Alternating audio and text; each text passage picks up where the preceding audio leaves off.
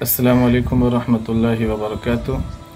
नाज़रीन किराम, मैंने जो रमज़ानुल मुबारक के रोज़ों के ताल्लुक़ से मसाइल है उस वीडियो के अंदर सारे ही मसाइल आपके सामने बयान कर चुका हूँ, लेकिन कुछ लोगों को अक्सर ये मसला मालूम नहीं होता, इसलिए दोबारा मैं एक छोटा सा शॉर्ट क्लिप बनाकर आपके सामने पेश करता हूँ।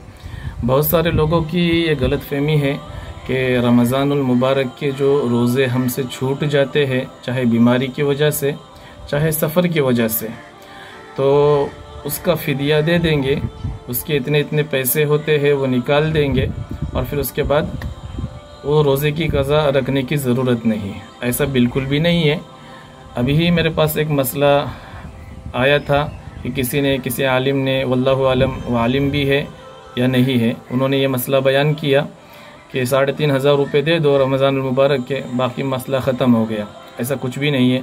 अल्लाह रब्बुल इज़्ज़त कुरान करीम के अंदर फरमाता है, मरीज़न अव अला सफ़रिन फ़इद्दतुम मिन अय्यामिन उख़र।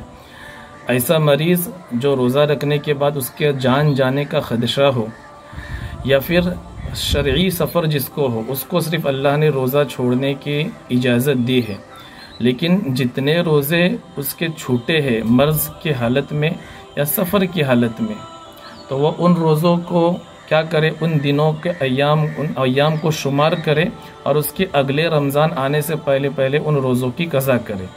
मिसाल के तौर पे इस रमज़ान में किसी के 10 रोज़े छूटे, किसी के 20 छूटे, किसी के 5 छूटे, तो अगला रमज़ान आने से पहले पहले उन रोज़ों की क़ज़ा कर ले। और ज़रूरी भी नहीं है कि मुस्तकिल रोज़े रखे, तसलसल के साथ रखे, पूरे साल के अंदर कभी भी रख सकता है।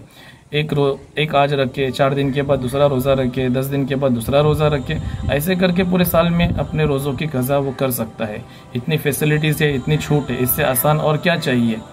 फिर भी बहुत सारे लोग सोचते हैं कि हम फ़िदिया देकर काम ख़त्म कर देंगे। ऐसा कुछ भी नहीं है। अब इसके अंदर 2 मसले हैं। ऐसा मरीज़ जिसे बहुत सारे बूढ़े हजरात होते हैं जिनका मर्ज़ इतना आगे बढ़ चुका होता है कि आगे जाकर उनका मर्ज़ ठीक होने की कोई गुंजाइश ही नहीं होती। ये यकीन होता है हमको कि अब ये आगे जाकर तंदुरुस्त नहीं हो पाएंगे। जैसे कोई बिस्तर पर मरीज़ लेटा हुआ होता है जिसका हम मतलब तसव्वुर भी नहीं कर सकते कि अभी आगे जाकर इसका मर्ज़ जो है वो ठीक हो जाएगा, और वो रोज़ा रख भी नहीं सकता। तो ऐसे मरीज़ के लिए फ़िदिया देने की इजाज़त है। यानी एक आदमी की तरफ से 600 ग्राम अनाज, यानी एक मुद होता है, एक मुद यानी 600 ग्राम, एक रोज़े के बदले 600 ग्राम अनाज, 2 रोज़े के बदले 1200 ग्राम अनाज, इसी तरह 30 रोज़े के बदले कितना होगा, 18 किलो या 20 किलो कुछ होता है, आप हिसाब लगा लो। एक रोज़े के बदले 600 ग्राम अनाज होता है, तो वो गरीबों को और मिस्किनों को दे दे। वो कौन से मरीज़ों के लिए? जिनका मर्ज़ ठीक होने की कोई गुंजाइश नहीं है, जिनकी उम्मीद ही ख़त्म हो चुकी कि अब ये बिल्कुल बिस्तर से नहीं उठेगा, तो उनको इजाज़त है रोज़ा नहीं बिल्कुल रखने की और उनके बदले वो फ़िदिया निकालने की। लेकिन इसके अलावा रमज़ान के अंदर कोई अगर ऐसे ही हल्का फुल्का बीमार होता है मतलब, तो और वो उसकी वजह से वो रोज़ा नहीं रख सकता, तो अगला रमज़ान आने से पहले पहले उसको उन रोज़ों की क़ज़ा रखनी होगी। उसको किसी भी हाल में वो रोज़े माफ़ नहीं है। नंबर 2 बात, अगर उसने अगला रमज़ान आने से पहले पहले उन रोज़ों की क़ज़ा नहीं रखी, तो फिर उसके अगले रमज़ान के बाद एक रोज़े की क़ज़ा, एक रोज़ा और उसके बदले 600 ग्राम अनाज। अगर उसने अगला रमज़ान आने से पहले पहले उस साल में, जिस साल उसके रमज़ान के रोज़े छूटे हैं, और उसके अगले साल आने से पहले पहले उस साल के अंदर उसने अपने रोज़ों की क़ज़ा नहीं की, तो एक रोज़े के बदले एक रोज़ा क़ज़ा और 600 ग्राम अनाज। समझ में आ रहा?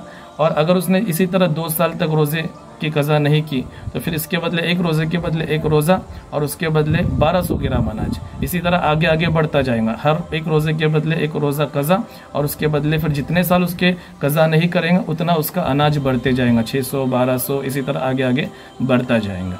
अच्छा, नंबर 3 मसला ये है कि कोई हामिला औरतें होती है जो रोज़ा नहीं रख सकती, तो उसके अंदर 2 मसले हैं।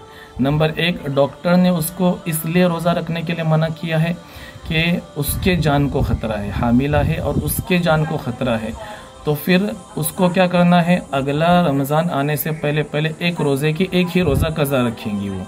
एक रोज़े के बदले एक रोज़ा कज़ा रखेंगे, क्योंकि उसकी जान को ख़तरा था, उसकी जान के ख़तरे की वजह से उसने रोज़ा छोड़ी है, तो एक रोज़े के बदले एक रोज़ा वो कज़ा रखेंगे। और अगर बच्चे की जान को ख़तरा है, डॉक्टर ने कहा आपके बच्चे को तकलीफ़ होगी, तो बच्चे की जान के ख़तरे की वजह से अगर वो रोज़ा छोड़ती है तो एक रोज़ा कज़ा भी होगा और एक रोज़े के बदले 600 ग्राम अनाज भी होगा। इसी तरह अगर कोई डूब रहा है और उसको कोई बचाने के लिए खुद ही मारता है तो उसका रोज़ा टूट गया, तो उस दूसरे के जान को बचाने के लिए अगर वो अपना रोज़ा तोड़ता है तो एक रोज़ा कज़ा करेगा और एक रोज़े के बदले 600 ग्राम अनाज देगा। रोज़ा हर हाल में कज़ा करना ही है। ये सिर्फ उन बीमारों को जो बिस्तर से उठ नहीं सकते, जिनके आगे जाकर सेहत और तंदुरुस्ती की कोई उम्मीद नहीं है, उनके लिए रोज़ा छोड़ने की इजाज़त है और वो उनका पूरे रमज़ान का फ़िदिया निकालेंगे और वो दे देंगे। इसके अलावा हम जैसे लोग हैं जो सफ़र कर रहे शरई, जिसकी वजह से रोज़ा छूटा या किसी बीमारी की वजह से छूटा, तो अगले रमज़ान आने से पहले हर रोज़े के एक रोज़ा कज़ा भी है, एक रोज़ा कज़ा है। और अगर वो कज़ा रोज़ा नहीं रखता और एक साल छूट जाता है उसका, तो दूसरे साल फिर एक रोज़े के बदले एक रोज़ा कज़ा और उसके बदले 600 ग्राम अनाज। इसी तरह जितने साल आगे बढ़ते जाएंगे उतना उसका अनाज भी बढ़ते जाएगा। और दूसरी बात यह है कि अपने जान के लिए अगर छोड़ रहा है तो सिर्फ रोज़े की कज़ा है, और अगर दूसरे के जान के लिए छोड़ रहा है, जैसे हामिला औरत के बारे में, तो एक रोज़े के बदले एक रोज़ा कज़ा और उसके अलावा 600 ग्राम अनाज भी है। अस्सलामु अलैकुम वरहमतुल्लाहि वबरकातुहू।